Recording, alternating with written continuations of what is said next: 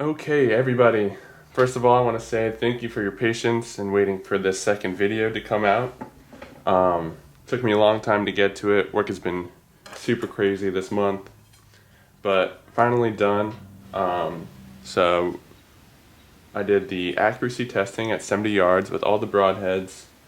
It was a little bit windy on the day that I did the testing, and I did my best to shoot in between gusts, and I think I got some pretty good results out of it.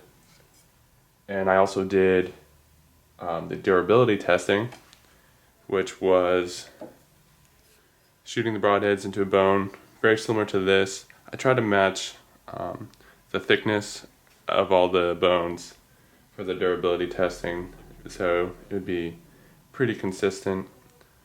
For the durability testing, there's a lot of options for what I could use.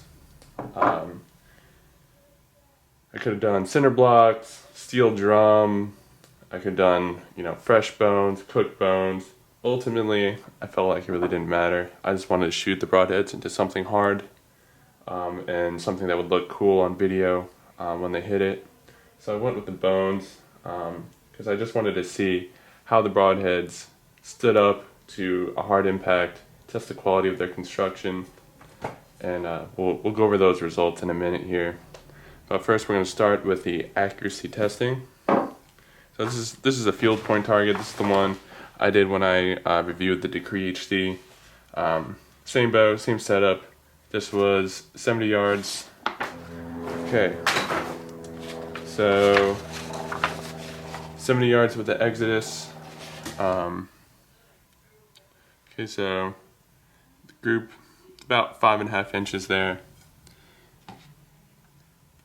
and I was really happy with those results. Moving on to the slick trick. We had a few errant ones go out there on me, but overall I think you can see that we have a 5 3/4 inch gap right there in the group, and it came out really good. I mean, this is my first shot, and yeah, the pin just sat right on the X perfectly, and shot broke, awesome. It hit right behind the pin. I couldn't be happier with how those performed at 70 yards. Moving on to the Helix, about 6-inch group diameter there. For some reason, these seem to want to hang a little bit low on me, but still a good group. You can determine what you want about it hitting low. Was it me? I don't know. But the group was there, and I was pretty happy with that also. And then finally I shot the Landshark. So here's the Landshark target. It's about an 8-inch group there. Last one of the day. I would say that this one had the worst wind to contend with, but still an 8-inch group at 70 yards. I was really happy with it. On to the fun stuff, the durability testing. I'll let you guys watch the high-speed footage. It's going to start with the Exodus broadhead. The Exodus, let me grab one. I had to shoot it a few different times because, so the first one, I shot it and I lost the broadhead in the foam, and I didn't want to cut up the foam. It belongs to my club, so I wasn't going to cut that up. So I decided I'd shoot it again. On the second shot, use my focusing tool. The broadhead hit a piece of wood on the bottom, right here on this blade here that came apart. You can see there's a little piece of wood still trapped in the broadhead. So, of course, I felt like that wasn't fair. So when I got home and I saw that on the footage, I shot it again. And that time, you can see the result there. The broadhead itself is in decent shape, but so here's the thing with the Exodus. all 3 times I shot them into the bone. The arrow broke right behind the shaft. So here are all the shafts from the Exodus. They all broke right where the Broadhead screws into the insert. Why, I don't know. It didn't happen on any of the other ones, but 3 times, same result. That can't be a coincidence. So, but the Broadhead itself really wasn't worse for wear. The tip was a little bit dull on that one. Let's see if I can get this one. Okay. This one, you can see the tip curled just a little bit, but the blades were in decent shape compared to the other Broadheads you're about to see.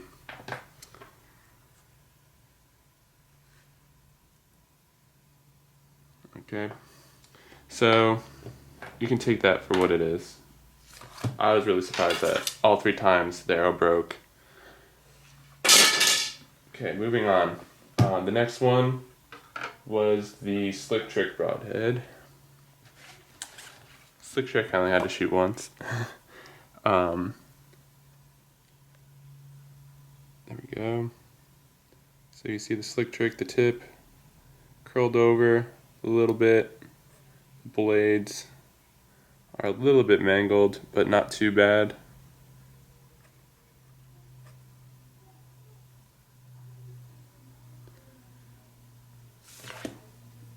Okay, and then the Helix was up next. So here's the Helix after being shot into the bone. See, we had some tip curling. Blades are a little worse for wear. See, the edges were a little bent there. Some chips missing.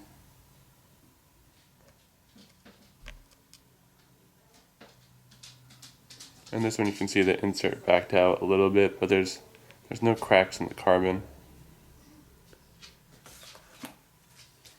Oh, and because I'm sure someone will ask, these are the Black Eagle Carnivores. They're 350 spine.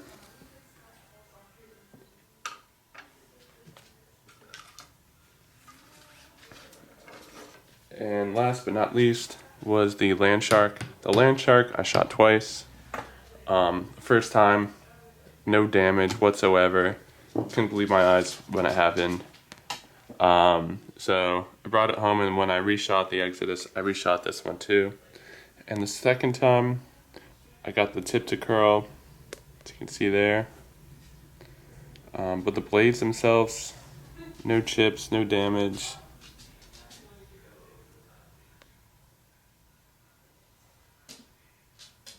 So there's the Landshark after 2 shots.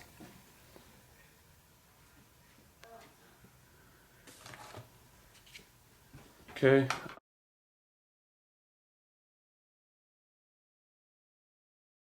So hopefully you guys enjoyed the test. Hopefully you learned something. I know I've really enjoyed doing these tests, and I'm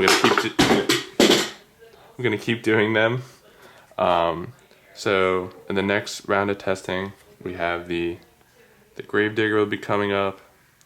I've already used one of these to shoot a turkey with this year. It worked really well. A friend of mine took a pack of these up to Manitoba. He just got back from a bear hunt. He shot a Boone and Crockett bear with these, and he was really happy with it. His bear only went 35 yards. It's a 450-pound bear. So he was really happy with them. So these will be interesting to see how they do in these other tests.